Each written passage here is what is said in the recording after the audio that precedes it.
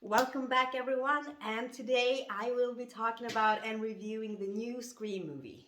So, Scream 6. Okay, Scream 6. It's from 2023. It's directed by Matt Bettinelli Altman and Tyler Gillette. It's written by James Vanderbilt, Guy Busick, and it's based on the characters created by Kevin Williamson. It's starring Courtney Cox, Melissa Barrera, Jenna Ortega, Jasmine Savoy Brown, Mason Gooding, Dermot Mulroney, Jack Champion, Josh Segarra, and Liana Liberato, among a lot of characters and people.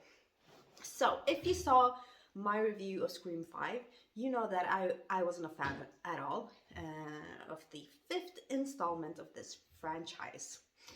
So I went in with super low expectations, like the lowest of the low. Even though I gotta say, I watched some of the trailer for part 6 and it looked okay. But I was like, trailers, they fool you. And I was fooled by the trailer for part 5. So I was like, not expecting anything really. And then I went to the cinema yesterday and I saw the film. And you know what? I had a great time actually. Yes, this is such an improvement from part 5, in my humble opinion, that I was super happy to be watching it at the cinema. I felt like almost when I was very young watching Scream 1, Scream 2, Scream 3.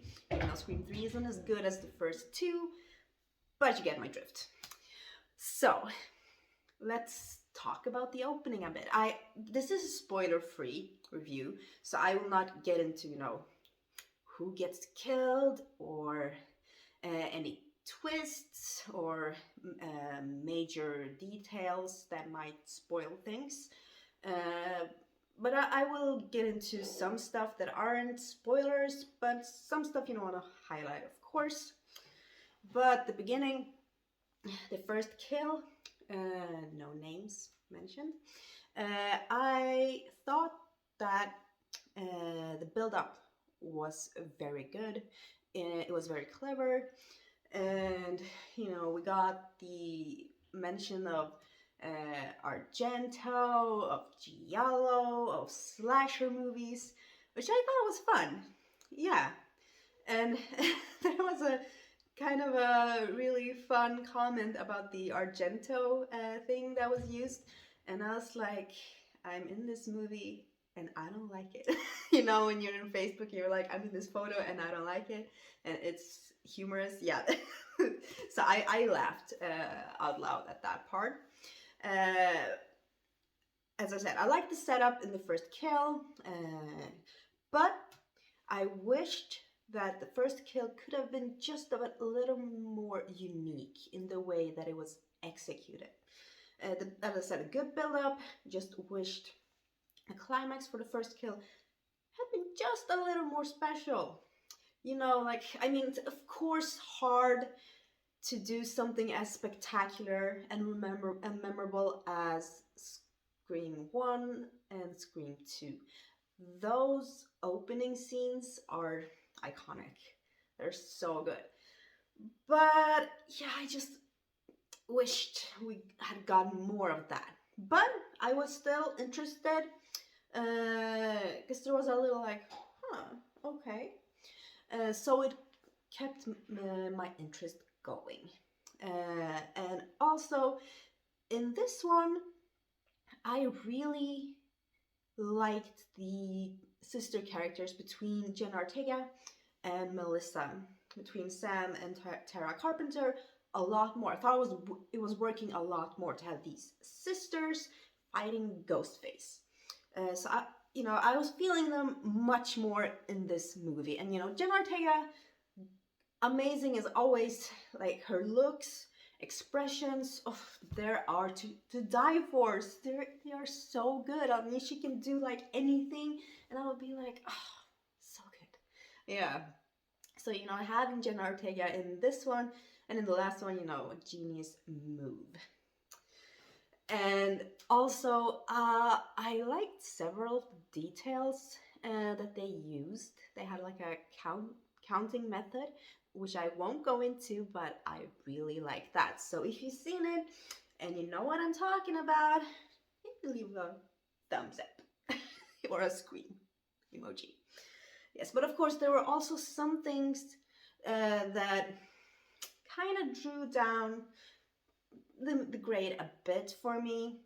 And I have to say that in this character, yeah, she is supposed to be a Randy character, but in my opinion, that character is not really working as well as it should.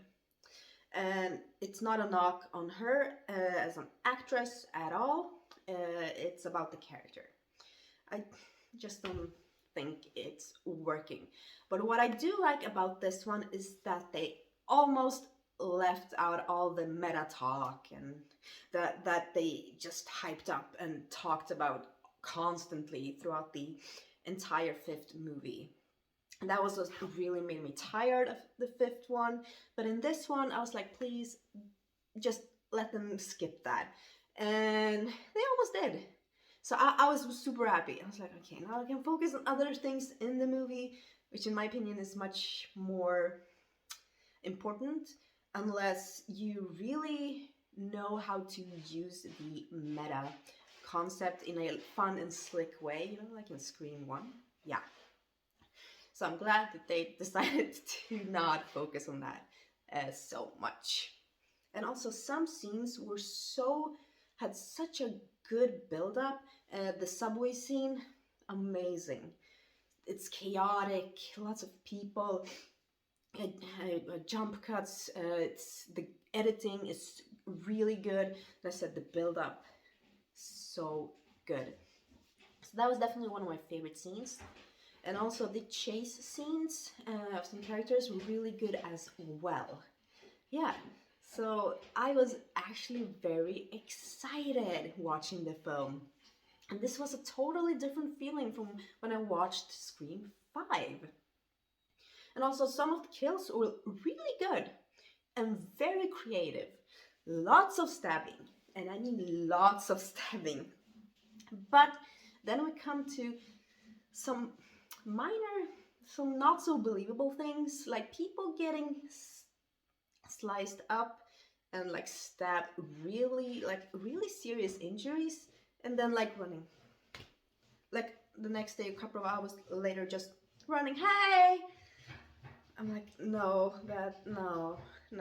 or someone is really badly injured, but they are, still kind of walking and still being like, yeah, let me try this, and I'm like, no, that person will probably be just on the floor and just, probably, I've never had those types of injuries, but it just, some reactions just seem very unbelievable. I know, like, when I get stomach pains, really bad cramps, I'm not running around, I'm barely moving, I'm probably lying in bed and just, whew. Yeah, but that might just be me, yeah. Not everyone is the same. Maybe we have some superhumans out there. I know, the human body is capable of surviving really horrible stuff, and, the adrenaline kicks in and stuff like that. But just some of the reactions just seem just a bit too much and unbelievable. But yeah. And also I'm not a doctor, so yeah. But then we come to the twist. I want, talk about who is Ghostface or what the twist is. I will just give my opinion if it was a good move or a bad move. And I have to say it was a bit of both. Like at first, when I saw it, I was like, oh, okay, that was actually kind of good. If you take into consideration what is being talked about through the entire film, I was like, oh, okay, cool. And then we get to the motive. And the motive is a bit weak, like a bit far-fetched in my opinion. Like I wish they hadn't maybe gone that route. But, I don't know how many options they could have, gone for or gone to. So it's both a good twist and a little bit of a bad twist. But yeah, if you've seen the movie, please let me know. Don't spoil the twist, but just let me know if you agree with me, or if you thought it was super good, or if you thought it was a really horrible twist. As I said, don't spoil it for the people who haven't seen the movie yet. And then also, I think a lot of horror movies, and especially like these big mainstream franchise horror movies, they cop out a lot. They don't dare kill some characters, uh, which in my opinion, would have just made the film better. Like we think someone is dead, and then maybe, not saying who or if, yeah, but maybe it is revealed that they're not. And I'm like, but come on, just it would have been more epic to just kill them and let them be dead. Like, I think more movies should go in that direction and just be brave and be like, yeah, we did that. Huh. So, yeah, but overall, very positive experience and totally different from my last experience while watching the fifth installment. And yeah, I will definitely be rewatching this one. And I'm also glad to see Kirby, played by Hayden Panettiere. Yeah, she's on the poster, so not a spoiler that she's in this movie. But I was really happy to see her back. Really liked her character in this one. I think she brought a lot to the film. So yeah, I am giving this one 7 screaming faces of 10. Yes, so a much better grade than the last time. So if you've seen the film, please let me know in the comments how many screaming faces you give this one. Yes.